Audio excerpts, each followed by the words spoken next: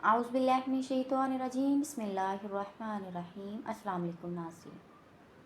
हज़रत इमाम अली अकबर की शहादत के बाद आप मैदान में आके हुज्जत तमाम करते हैं और कहते हैं, ऐ मेरे नाना की उम्मत, मैं तुम्हारे रसूल का नवासा हूँ और इन ख़याम में तुम्हारे रसूल की बेटियाँ हैं। हमने 3 दिन से पानी नहीं पिया, हमारा क्या कसूर है? वो सब कहते हैं, तुम्हारा ये कसूर है कि तुम अली के बेटे हो। यहाँ सब अली की औलाद से बदला लेने आए हैं। इमाम हुसैन फरियाद बुलंद करते हैं कि है कोई मुझ गरीब की मदद करने वाला। तमाम लोग हंसते रहते हैं, लेकिन ख़याम के अंदर एक झूले से शहज़ादा ख़ुद को गिरा देता है और आवाज़ें बुलंद करता है, ए मेरे मौला, अभी मैं ज़िंदा हूँ। जब रोने की आवाज़ इमाम हुसैन के कानों तक आ पहुँचती है, आप खैमे में आते हैं और कहते हैं कि ए बीबी, अभी तुम्हारा वारिस ज़िंदा है, क्यों इतना ज़ोर से रो रही हो? बीबियाँ कहती हैं, जब से इसने आपकी ये सदा सुनी है कि है कोई मेरी मदद करने वाला, ये बच्चा तब से मुसलसल तड़प रहा है। इमाम हुसैन अलैहिस्सलाम अली असगर को सीने से लगाते हैं और 6 माह के बच्चे को मैदान में ले आते हैं और कहते हैं, ऐ ज़ालिमों, अगर तुम्हारी जंग है तो मुझसे है। इस 6 माह के बच्चे ने तुम्हारा क्या कसूर किया है? अरे 3 दिन मुसलसल प्यासा रहने की वजह से इसकी माँ का दूध खुश्क हो गया है, बस थोड़ा सा इसको पानी पिला दो। फौजी यजीद हंसती जाती है और कहती है, ए हुसैन, अगर बच्चा इतना ही प्यासा है तो इससे कह दो कि खुद हमसे पानी मांगे। इमाम हुसैन अलैहिस्सलाम अली असगर को देख के कहते हैं और फरमाते हैं, ए मेरे बेटे, अपने नाना की उम्मत से पानी मांग।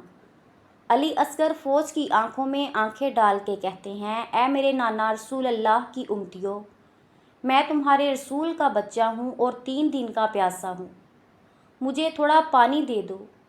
अली असगर का वो तड़पना और आपके अल्फाज में वो दर्द सुन के फ़ौजी यजीद हिल जाती हैं।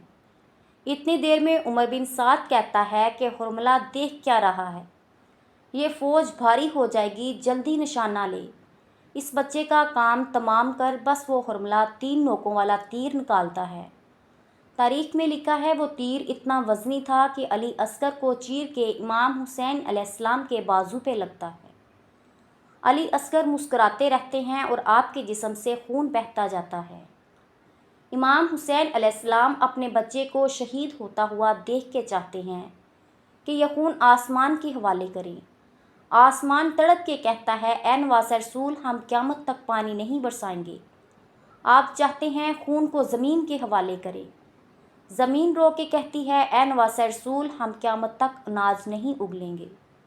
आपने बच्चे के खून को अपने चेहरे पे मल लिया और ख़याम में आकर बीबी रुबाह को असगर देते हैं और कहते हैं, तुम्हारे असगर की कुर्बानी कबूल हो गई। बस फिर फटे पुराने कपड़े पहन के अपने बेटे सज्जाद के खैमे में आते हैं, जो इस वक्त बिस्तरे बीमारी पे होता है। आप फरमाते हैं, ए सज्जाद, अपने बाप का आखिरी सलाम कबूल कर। इमाम सज्जाद चाहते हैं कि मुझे भी इजाज़त मिले मैदान में जाने की। इमाम हुसैन अलैहिस्सलाम फरमाते हैं, सज्जाद, तुम्हारा इम्तहान इतना आसान नहीं बेटा, हमें शहीद हो लेने दो, इसके बाद तुम्हें बीबियों और बहनों के साथ कैदी होना है और कूफा और शाम के बाज़ारों में पत्थर खाने हैं। फिर तमाम बीवियों से अलविदा कह के मैदान में आते हैं। तारीख़ ने लिखा है, आपने खुतबा दिया और इस खुतबे में ये फरमाया, ए ज़ालिमों, इस लश्कर में काफ़ी ऐसे लोग भी मौजूद हैं जिन्होंने ख़ुद अपनी आँखों से देखा कि मेरे नाना हज़रत मोहम्मद सल्लल्लाहु अलैहि वसल्लम मुझे अपने कांधों पे उठा के घुमाया करते थे, मुझे अपनी ज़ुबान चुसाया करते थे और ये कहते थे कि हुसैन व मिन्नी व आना मिनल हुसैन, मैं हुसैन से हूँ, हुसैन मुझसे है। उमर बिन साद और शिमर ज़ोर ज़ोर से हंसते हैं और कहते हैं, हुसैन की बात ना सुनो और हमला कर दो। तारीख़ ने लिखा है, सैकड़ों सिपाही इमाम हुसैन पे वार करते हैं। इमाम हुसैन सबको फिन्नार करते हैं, फिर हज़ारों का लश्कर एक साथ हमला करता है।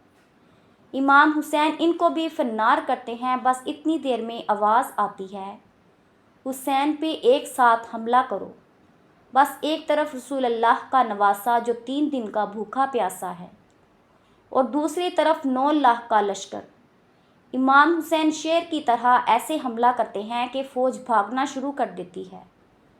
کوئی دریائے فرات کی طرف بھاگتا ہے تو کوئی کوفی کی طرف واپس پلٹ جاتا ہے۔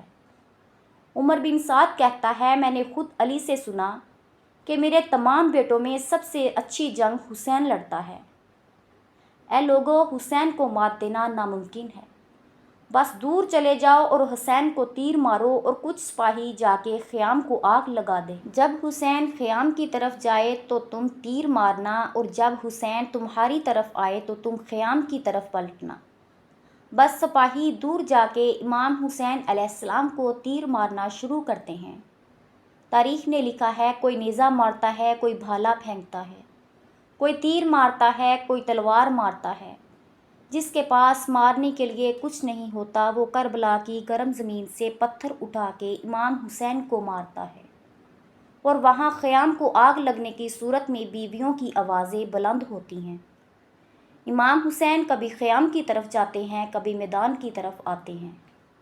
بس آوازیں غیب آنے لگتی ہے، اے حسین تیرا اللہ تجھ سے راضی ہو گیا۔ امام حسین اپنی تلوار کو روک لیتے ہیں اور فوج یزید میں سے کوئی ظالم امام حسین علیہ السلام کی پشت پہ وار کرتا ہے۔ آپ گھوڑے کی زین سے زمین پہ آتے ہیں اور سجدہ شکر میں چلے جاتے ہیں۔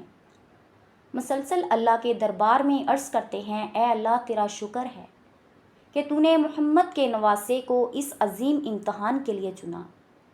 بس وہاں خیام چلتے رہے اور یہاں پر آپ سجدے میں جا کر اللہ کا شکر کرتے رہے۔ اتنی دیر میں ظالم آگے بڑھتے ہیں اور امام حسین کا سر کاٹنا چاہتے ہیں۔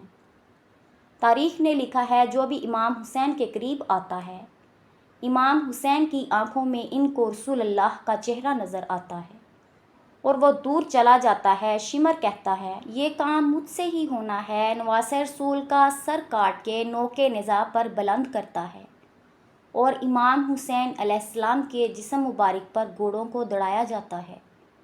آپ کی لاش کو پامال کر دیا جاتا ہے، آپ کے خیام کو لوٹا جاتا ہے، آپ کے مسورات کو بے چادر کر کے قیدی بنایا جاتا ہے، لیکن آپ کا سر مبارک کٹنے کے بعد بھی نوک نزاع پر بلند ہو کر تمام انسانوں کے نزدیک یہ پیغام دیتا ہے کہ لا الہ الا اللہ محمد رسول اللہ، اللہ کے سوا کوئی عبادت کے لائق نہیں، اور میرے نانا حضرت محمد مصطفیٰ صلی اللہ علیہ وآلہ وسلم اللہ کے رسول ہیں۔ ناظرین، امید کرتی ہوں آپ کو آج کی ویڈیو پسند آئی ہوگی۔ ویڈیو پسند آئی ہو تو آپ سب سے گزارش ہے کہ ویڈیو کو پورا دیکھنے کے بعد چینل کو سبسکرائب کریں۔ ملتے ہیں نیکسٹ ویڈیو میں، تب تک کے لیے اللہ حافظ۔